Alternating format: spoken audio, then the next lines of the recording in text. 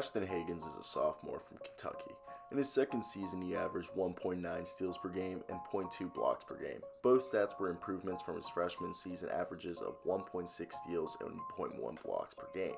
The speedy guard from Georgia is one of, if not, college basketball's best defensive point guard who is equipped with impressive athleticism. His defensive tendencies for a point guard are elite, and intangibles are arguably some of the best in the country. Duke's Trey Jones is the only other point guard who also led a powerhouse team this past season that is at the same level defensively as Hagans. He's truly an amazing defender that will pick up players full court, possessing the ability to swing the momentum at any given moment with solid defense. Hagans' top level speed is what separates him defensively. Combined with his athleticism, on defense he's working constantly and keeping his man always in front of him. His man seems always out of breath, while Ashton always seems like he's never gassed. Ashton also has a sizable wingspan at 6'8". Add that to the fact that he has solid strength for his size and has a similar build to Eric Bledsoe, it's fair to say that Ashton Hagans is going to be one of the better defensive point guards in this year's draft. It is unclear how NBA teams see Yves Pons as of right now. His first 2 seasons in Knoxville were interesting, if not particularly impressive. Just how Pons stacks up on NBA boards remain to be seen, as there is no NBA showcase this offseason.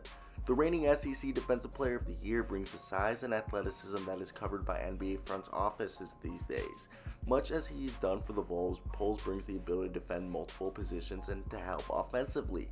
Poles is the best athlete and best defender in this entire 2020 NBA draft class that isn't named Isaac Okoro.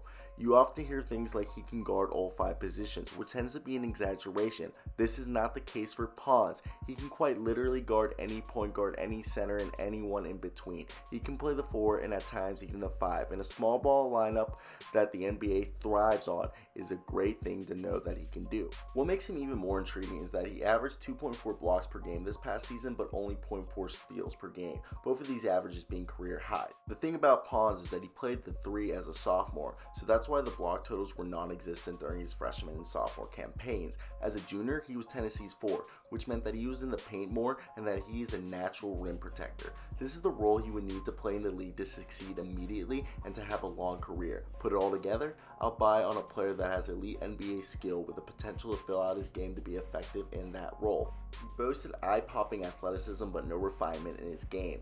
It was only in the 2019-2020 season that he began to take advantage of those athletic gifts. He was arguably the most improved player on that team, both offensively and defensively. That athleticism might be enough to convince an NBA team to bring him into the franchise as quickly as possible, but more likely they will tell him to return for another year in Knoxville. Devin Vassell was one of the biggest names to break out of the ACC, playing on a good Florida State team. Vassell has got the size and the length needed to be a good defender at the NBA level, and he's also proven good anticipation skills to be a playmaker on that end of the floor. Devin Vassell averaged 1.4 steals and 1 block per game this past season. Playing for a team coached by Leonard Hamilton, you know for a fact that Devin Vassell got plenty of rips switching defensively and guarding bigger and smaller players that your average college prospect does not do. Vassell weighs in at a measly 180 pounds only. He definitely needs to add some weight to that frame, which will happen once he joins the NBA PED's routine. I'm just kidding.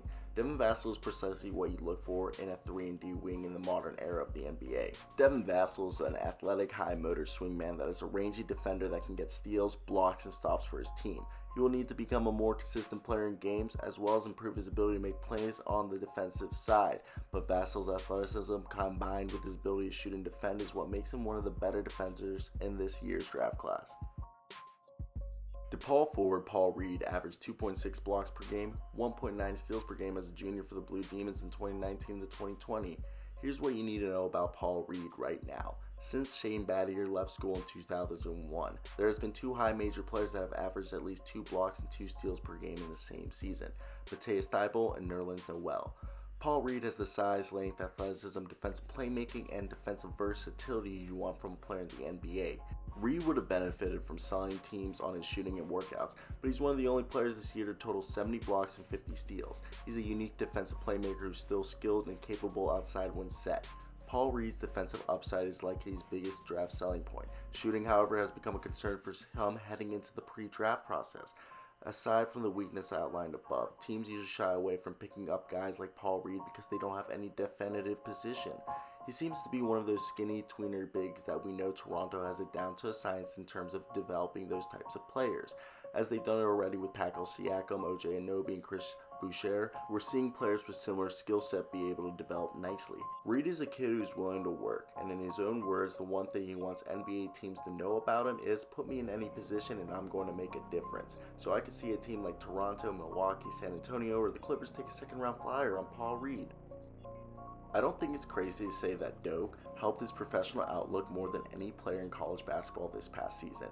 He's the most dominant defensive force in the sport. His ability to control the paint was unmatched, but he shed enough weight and improved his foot speed enough that he was able to shut down pick and roll actions playing drop coverage, something we are seeing more in the NBA. The big question is if he's quick enough to be able to do that at a professional level, as well as his averages of 2.6 blocks per game, 0.5 steals per game don't pop out once you factor in the fact that it was against college competition. But a year ago, I would have said there was no chance that Doak could have played in the NBA. None. And now that I think he'll be an effective piece for a team that is creative in the way that they use him in certain matchups, Udoka Azubuike is a physical bruising center that could project to be a defensive specialist in the association.